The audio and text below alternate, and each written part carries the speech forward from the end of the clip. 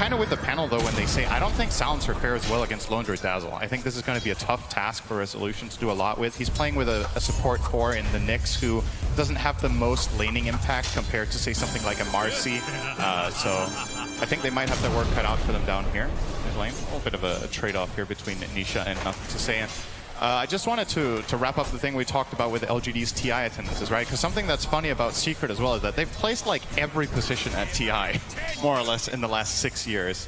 The only ones that have eluded this roster, I think, are actually second and first place. Last year they got third, the year before they got fourth, and I think they had a fun fifth, sixth, seven, eight. You know, right.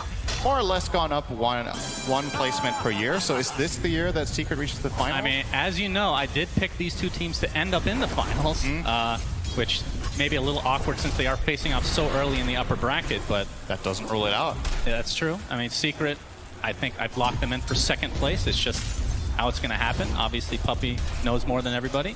But yeah, PSG.LGD obviously very strong, but the groups not as, I mean, they bled a little bit, Cinder. What do you think that is attributed to? Do you think they've been playing so much over the past, like all these tournaments coming up into TI, maybe a lot of research has been done against them? Or is a lot of it like Secret and teams like Liquid that have really gotten this ball rolling because of the last chance qualifiers? Yeah, I think in part certain other teams have really raised their level in the last month and kind of caught up to an extent. But I also think aside from that, LGD have been very creative in their strategies. I think when you play this many different heroes and this many different strategies, some are going to miss. Unless you think back to something like Wings at TI6, where they were just so much better than a lot of other teams that they could run almost any heroes they wanted and just win on raw skill. The competitive field now is just so much closer, so I think if you do run a lot of different strategies, you're not going to hit it every single time.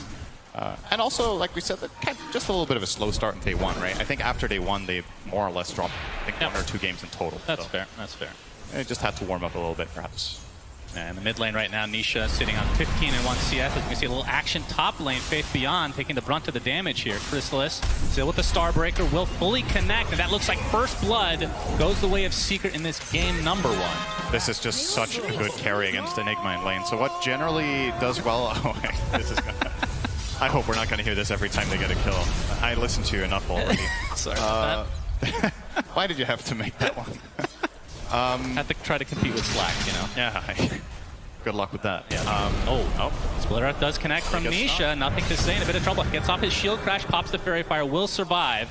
But you can see the CS. I mean, it's pretty even overall. Would you say that this is kind of expected, Lesh versus Pango? Yeah, I think it is ultimately slightly Leshrac favored because you have that range advantage and you're just going to spam out the harass. A lot of what ends up happening in this lane, I think, comes down to whether you can ensure that you get the 4-minute water rune on Pango. He might not even get the chance here. Nisha going back. Okay, that was a little bit too crazy. But he's really trying to bully NTS out of lane here and ensure that he gets the water runes. If there is a rotation coming in now from Puppey, which I think there will be, who's, by the way, in classic Puppey style, jungling minute 3 on his Crystal Maiden. Yep. For value, obviously. Dawnbreaker, one of the best carries in lane against Enigma, so doesn't need too much help. He can kill the Eidolons on his own with his 2 spells. And PSG.LGD will be the ones to ensure both water runes. Actually, a bit surprising that Puppey didn't come down here at all to try to help Nisha out, because I think now the mid lane is more or less going to equalize with the resources that Nothing to Say is going to have coming in now. There is still a bounty rune for Nisha to pick up right now as well, and it did cost them a little bit of rotation. I mean, they're rotating in to help him out, but I mean, like you said, frostbiting those creeps in the jungle. Yummy, yummy for Mr. Puppey. Yep. Closing in on level 3. Probably going to see him skill the Arcane Aura. I'm curious about his build. Puppey, I think, is one of the Crystal Maiden players historically that's been the happiest about maxing out Aura just to try to dominate the side lanes by giving them that extra influx of mana. As there will be the level 3 point. Pretty standard to go 1-1-1. It's going to be telling what he does from here on out, because I think there's also a lot of good things to be said about especially the Crystal Nova in this game. It's a good spell against the Lone Druid. It's a reliable, strong, slow. It's good against the Tusk. You know, you want to slow them down so they can't stay on top of targets with Tag Team. But maybe he still rates the Aura higher. All right, gonna see a little bit of a poke down here on bottom. Yeah, Poison Touch slowing Resolution to a crawl. You can see Zayas is coming, but it's going to be too late. So first kill for PSG.LGD so far in this game. I'm actually impressed with how much farm Rezo has here. I think having 21 and 7 here is pretty respectable given the laning matchup that he has. It is a silencer off lane. It's silencer. Very odd. It's very... I think odd is a good word to describe it. We'll return now here to the lane. I think So I don't think Silencer offlane is not viable and can't be run. Obviously, I mean, Secret are on something, right? They have an idea with this, but I do think Nyx is perhaps a little bit too much on the greedy side in terms of laning presence. Like, let's say you're playing with Clockwork or you're playing with Marcy or something. I think there's more potential to stand your ground and fight and hold the lane. But what's Zayat's going to do for you? He has one Impale, and the Lone Druid is just going to run your Silencer, and you have to yield every single time. But the good news for Secret is the other two lanes are going great. They get there, obviously, the core Dawnbreaker, as expected, doing great against the Enigma in the top lane. And as we alluded to, Nisha still doing just fine in that mid. Both level 6 is now picked up in the mid lane. Wonder if we're going to see a potential rotation. I mean, both Crystal Maiden and Nyx have plays against Pango. You have the Frostbite, and you have the 2 stuns on Nyx to set up the Lesh. With that level 6 Pulse Nova could be a potential play. I don't know what the stats are now, but last I heard, Crystal Maiden win rate was approaching 70% with actually a respectable amount of games played. Yep. Oh, why do you think that is? So I haven't looked too much in detail exactly at which teams play it. 65.9. That is a very high win rate. I think part of it is what teams elect to pick it, right? I think Secret have been running it in multiple games, and they have a great win rate. So obviously that's going to inflate it a little bit. But I also just think CM in general has received some meaningful buffs lately. I think Crystal Nova is a very powerful spell when you get the right talents. And maybe also a little bit about the pacing of the game, right? And teams maybe have a slightly better understanding of what to pair it with as well. You know, in the past, one of Maiden's problems has been getting run over in lane, but you put it with Dawnbreaker carry. You know, you're probably not too worried about being beaten in lane. Then you go in transition, and something that your hero can do that a lot of 5s can't is actually you scale incredibly well with few items, right? If you get a BKB on this hero, if you get some sort of utility. Nice snowball. Ends up getting out of the range of the Starbreaker, but it matters not because Puppey is here to play as well. So 1 kill for Secret as Wyatt. Approach the tier 1 tower will be fine. Resolution in the meantime. It's going to lose. Nothing to say, actually died to Zayats. Yep, so there was that mid-rotation coming in from the Nyx and getting full value out of the 2-0-2 build. Very standard for Nyx to not get mana burn until later in the game. And what you do offer then is that if you connect that first stun on Pango, he can't really reset, right? You just stand in his path and, well, he can try to, he needs to be a little bit careful about how he jumps with Swashbuckle essentially, and you can maybe catch him with Carapace as he does that to hit the creep wave. Use that as a setup for a secondary stun, and then Leshrac with the third stun. Oh, but Snowball in onto the mid lane. Nisha already at half HP. And here comes Nothing to Say with the Rolling Thunder, but a big Solar Guardian coming in as well as Crystal is trying to focus down Jin Q. They'll be successful eventually. And Nothing to Say has to roll away. So rotations from both sides ends up netting Secret the kill on the Tusk. This is something Secret's lineup has in spades, actually. They don't necessarily have the best setup. You only really have the Nyx that's going to initiate moves, but you have so much counter-engage. You have the Dawn ult, you have Global Silence, you have Spike Carapace. If the enemy team is the one making a move on you and you have your spells ready, you got to be very wary as LGD about how you initiate moves. And yep, that was a nice punish there. It will, at the very least for LGD, it will give Faith beyond level 6 and a little bit of space in that top lane. He's happy to finally have a little bit of space away from this Dawn. Secret find Ame. Zayats gets off the Impale, but see the ult coming out from the Lone Druid as Nisha's here with the Pulse Nova. Y gets up a nice poison touch. Nice blocks coming out from Zayat, but the Grave comes out as well. It's Nothing to Say is coming to try to help out his comrade, but oh, he actually does TP out just barely enough HP, and Nisha and company have to hightail away, but Nisha gets blocked in by the Ice Shards. Split Earth only hits on one. You can see Resolution trying to help him out. He actually dodges the Swashbuckler. Jin Q will be the one to fall. And now they're going to turn this around to Nothing to Say as well. So it ends up being a 2-for-1 as Secret looked like they were going to lose out on that engagement, but a nice turnaround and a great voice line from Resolution. Perfect timing. I love that movement from Nisha in that moment, by the way. It's one of those situations where Pango has an expectation of, okay, Lesh is going to retreat in this angle. Nisha just ran into them, and he took some of the Swashbuckle damage, but Pango couldn't connect afterwards because he jumped across to the other side, expecting Nisha to be running away. And that means they don't have that damage in the tank to finish him off, and he will in turn just kill off, I believe it was the Tusk, and then, you know, Pango finds himself in a very compromised position as well afterwards. Worth noting, by the way, Resolution is not going global yet. He's level 7. He's 4-1-2 build, so I thought we were going to see the Global Silence as a solution to some of this aggressive movement that LGD can make, but doesn't consider it worth it just yet. Yeah, very interesting.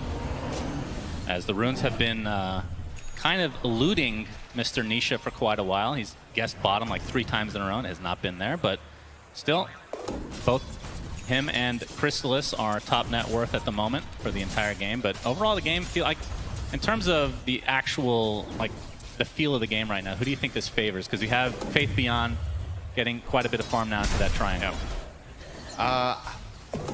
It's kind of hard to say. I feel like a lot of the time when Secret gets to these super late game situations with Dawnbreaker, it falls a little bit flat a lot of the time when they play it as carry. It has its limitations. The level 25 talent, though, is amazing, but you need to get there and get the 2 Starbreaker chargers. With that said, though, they have come off to a pretty good mid-game situation now where because Enigma's... That's Impale into the Solar Guardian. Ame gets off his ult again. Very tanky boy. Not even remotely close to being enough damage when he gets the true form off. And it might cost Crystal this. Yeah, the snowball is going to connect. You can see the Lone Druid Bear going pretty ham here, but Puppey's there with the slow. And the hammer coming in now into Jin Q with the help of Resolution. So again, Secret getting the better of this engagement despite being the ones falling back initially in this fight. That was a good time to find that skill up point into Global Silence, preventing the Shallow Grave from coming in with a potential save there onto Xingqiu. And yeah, good movements from Secret so far. I think they're doing a really, really good job at connecting heroes. And wow, would you have a look at the CS right now? Nisha, 10 CS per minute. Ooh, he's got 114 to the only 58 of Pango. So again, the big winner on LGD and all of this is Faith Beyond, who gets the space, but he has a lot of ground to cover. If Secret can keep up this pace, we're looking at a potential kind of formidable mid-game where, yeah, you have this Enigma, you have this team fight, but you know you need to work around Global Silence, you know you need to work around Spike Carapace, and even Solar Guardian. So until you get BKB on Enigma, I feel like Black Hole is kind of a pipe dream. You're not really likely to get off. They will get the top tower, though. Rotation now from Ame will connect on the Lone Druid. Get that last hit for his Enigma. And Great Impact maybe is a time for them to try to do something. I think they're just probably end up conceding this tower. Nisha has a haste rune. Nice D-ward there. D-ward as well. And Nisha, let's see if he waits around for that Diabolic Edict cooldown, but you can see nothing to say in Jin Q in the area. Do you want to talk about the Roche potential from each side? Because I feel like PSG.LGD, they have really good Roche fighting in that area, and Secret not nearly as much. Yeah, that's fair, and not just the fighting, also killing Roche himself, right? Yeah, Secret's true. lineup does a pretty poor job at killing Roche. They don't have meaningful physical damage except Dawn, who is rushing a Deso, which will help, but it's going to be a while before Secret likely do that unless they win a big team fight beforehand, because LGD can relatively easily go and contest the area. Haste. Oh, yeah, nothing to say. He gets stunned right out of the gates. They don't even need the Solar Guardian. There's Nisha, nets the kill with the Split Earth. 4K lead for Secret now. They are absolutely destroying. Starting to run away with it as you see Puppey's ult come out after the Frostbite, and Zayas is here with another Impale Starbreaker to finish off Jin Q. You were late on the grave there from Fly. Kind of uncommon that he doesn't get that off in time. Yeah, Secret are crushing them right now. Just move after move. That's something that this Radiant lineup struggles with. If Pango is not having a good game, there are ways of initiation. What do you have? You have the Tusk, who can maybe set it up. He just reached level 6. The supports of LGD have been massively under-leveled this game. You're finding both of them finding their 6s at like 13 minutes. Compare that to Secrets, right? Zayat is now level 8, Puppey's level 7 and a bit, so way ahead from these early successful moves. And I think it's just too integral for LGD's lineup that Jin Q was able to do some of these rotations correctly, and it just hasn't been the case. He's 1 and 5, hasn't really connected much, hasn't had the best pairings, so could foresee Secret just keep building on this lead as they will be getting more and more map control. And again, you got to pick your fights very wisely as LGD in this game. It's the amount of counter initiation makes it very, very difficult to really pick your. It's kind of like pick your poison, right? You're not going to get a free fight at any point. I think it's. Yep, definitely not at this pace. You need to farm. It's tricky. No, nothing to say. Still working on his Diffusal Blade, and you talked about Chrysalis. Just about to finish his Deso, just needs the last component with the Blightstone. And Nisha, how fast? Oh, he already has Bloodstone. Okay, that was pretty fast. Yep. All right, very good. Very, very farmed. And he's obviously this nice aggressive ward that Secret have on the inside the enemy jungle is going to allow Nisha to play very aggressively down here. It's pretty standard for Dire to do this when they do get the bottom tier 1 tower, is to start occupying this area. And Leshrac is just such an amazing hero for this. He's a difficult kill. He has the counter initiations. That we've talked about, and he can almost solo this tower in 2 rounds of Edict. So he is going to force rotation from PSG.LGD to come down here, and they really don't want to play on the defense, right? Like, LGD's lineup is kind of crafted to hit a timing right now and go and force your towers. So if you're the one setting the agenda, you're already really happy. Looking to tank the gank. Oh, the Global Silence is giving him some cover, and the Solar Guardian coming in as well. Jin Q is just punished right off the bat. Beautiful play from Secret as they just shut that smoke gank down immediately. And Zayat's looking for more. Oh, this could be big. They don't have a Solar Guardian though, yeah. Dropped everything. Still trying. Gets off the Vendetta first. Actually gets the Impale as well. Crystallis is here with the huge Starbreaker, and down goes Ame. And Secret starting to really run away with this. You're going to have a word with Resolution after this game. This is getting out of hand. I'm going to have to give him some more money, I think. Yeah, he's doing a great job. Yeah. Speaking of Resolution, he has the Falcon Blade into Force Staff. He's going to see a Starbreaker again come out. Faith Beyond caught out. His own side here.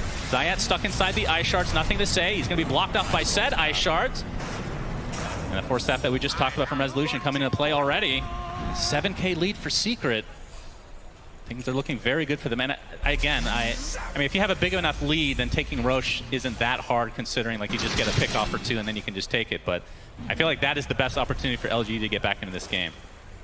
Yeah, I think ideally what they want to do is once Global Silence and the Donald have come out, you want to smoke and make your own move, right? Because that's one moment in time where you can initiate something without the fear of just getting immediately globally countered.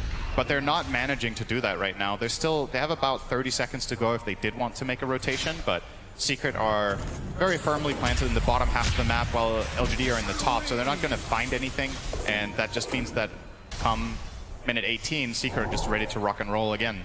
And it's hard to see the path for LGD to initiate fights, so maybe you just need to, again, slow things down, farm it up. But what's the exact timing you're playing for? So your Lone Druid has Maelstrom and he's going towards the Mjolnir. Your Enigma is not going BKB because he's going to be scared about Global the whole game, and maybe he will just never get to use Black Hole, more or less. So he's going for the Greaves. All right, they're going to try to turn this into a Roche. I kind of like this. I think maybe if they did this a little bit earlier, this would have been a higher impact play, because actually the Global and the Donald are now online again, so might have missed the timing if Secret find this opportunity to get in there with Zayat. Yep, Roche going down slowly. The Wraith packed inside as Nisha seems to have a decent idea that this is happening. He's just going to walk right in with the Split Arc. Gets off the Pulse Nova and the Bloodstone ahead of time. The Solar Guardian on the outskirts as Zayat gets stunned, but nothing to say. Already gets off his Rolling Thunder, but a huge Starbreaker. Crystallis deletes Faith Beyond. Jin Q starting to get quite low as Puppy's the first to fall for Secret, so it's a 1-for-1. He's going to buy back into the game, though. Double kill from Crystallis coming out as well. And Nisha pretty much out of mana, but it's just enough to take out Ame. And now Y and company from LGD have to get the hell out of here, as Secret will likely get the Roche.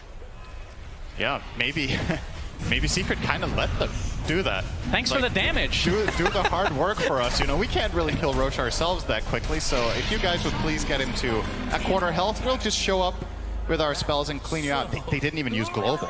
Like, Rezo actually doesn't have the mana for it right now. It was not necessary in that fight. They had a Donald, which was okay to connect on the side. We're going to see the replay here, so I love the way Secret approached this fight by sending in Leshrac first. He knows he has so much defensive cover plus the Bloodstone that he's not worried, and they find this connection on the left-hand side. This pretty much ends the fight. They kill off the Enigma with the Nyx as well as the Dawnbreaker ult, connect that, and Ame, sure, you find the Crystal Maiden in the middle of that fight, but you're in the middle of the fight against Lesh, and you're not getting out of there afterwards, so easy cleanup for Secret. And man, going into the series today, I was not expecting that any game would be this one-sided as this is looking right now.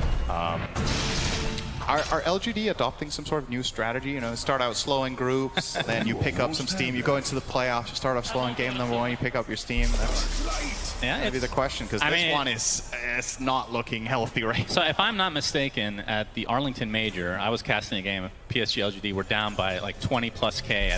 Like it was at a top hat shellacking level. And they brought it back, so this is the one team I would not be comfortable with a lead, no matter how much. As we see mass TPs now from PSG.LGD. Global Science to give him some cover. Nisha really wants to finish off the Dazzle, but not going to be able to do so. Now completely out of mana, but remember, does have the Aegis still intact. Might have to use it here, but Solar Guardian is healing up to a decent amount. Crystallis not able to connect on any stuns, though. As Secret looking to potentially reset, but no kills come out from PSG.LGD. See the freezing field in the meantime, yeah. Is that bear number 1 or is that 2? I think that is bear number 2. Yeah. 50-second cooldown now for Ame. Yeah, if somebody has experience killing creeps with freezing field, it is Puppy. So feels really good about that. That's a very big creep there. a so-called creep hero, if you will. It's very, if you're new to Dota, Lone Druid's bear is complicated. It's Yeah, that's true. That's its Facebook status. It's complicated. All right. Nice Oh, carapace. beautiful setup. Splitter to follow, and the Impale again. Nothing to say is dead. And that's Secret, man. You got to be so careful about this as Pango. You kind of need to weigh the pros and cons of using Swashbuckle like this, because you could obviously Swashbuckle toward your own base with the damage, right? But he wanted to get a little bit of value poke out of it. Gets Carapace and gets killed. So you got to second guess yourself a lot of the time with your Pango instincts when you are playing against this hero and it's missing, because you never know when you're going to connect on that Carapace and you're just getting killed off by that. Just kill bear, just kill bear. I have global. I don't have global. It's okay. They're all dead. I can kiss them. Yeah, that's fine. Let's check watch. Let's watch. Yeah, let's go for watch. I might just spawn. They're gonna run bottom to our outpost. We can smoke into kill them. them. I can smoke mango. We don't have actually. Yeah, I will swap. No global, but we can fight easy. Let's fight needs 15 seconds though. Oh yeah, the classic wrestler, no global, we can fight easy. Well, he didn't have mana. Oh, Impale set up onto Faith Beyond with the Solar Guardian, but a nice Tusk Snowball mitigates a lot of it as Crystals pops the BKB a little bit prematurely. Starbreak doesn't really connect very well, but they still have the damage, it looks like, to take out Faith Beyond. And Jin Q is next on the list. So despite the Secret Initiation not going as planned, I mean, with this kind of a lead, it doesn't really matter sometimes. It's just such a strong position for their lineup to play on this high ground, right? And you're seeing again Faith Beyond. He's just holding Black Hole. He can't use it. So the impact of this hero very, very minimal so far in this game, considering what we've seen from Enigma earlier in the tournament. Secret seems to have a very good understanding of how to solve it. And this looks like Y will also finding a quick way back to base as Grave. Yeah. Okay. He kind of juked them by running in a line. And sometimes it's the hardest path to follow. Okay. That is really impressive that he found a way out of that. On the other side of the map, though, Jin Q gets off the initiation. Already has his shard as Zayats gets off the Impale, as Nisha has to walk his way around, but looks like Jin Q is likely to fall. He's getting healed up, though. And still the Aegis in line for Nisha, so he is not scared. Eventually, Jin Q goes down, and there's the stun follow-up. And Nisha, they're looking for the bear. That's all the damage that Ame has. I mean, Gonna get Lightning Storm down. He's just gonna continue on now. They're looking for a full team wipe potentially. Global Silence is there. Nisha just hedging his bets. GG is called. And Secret completely stomped game number one. Not what we were expecting, but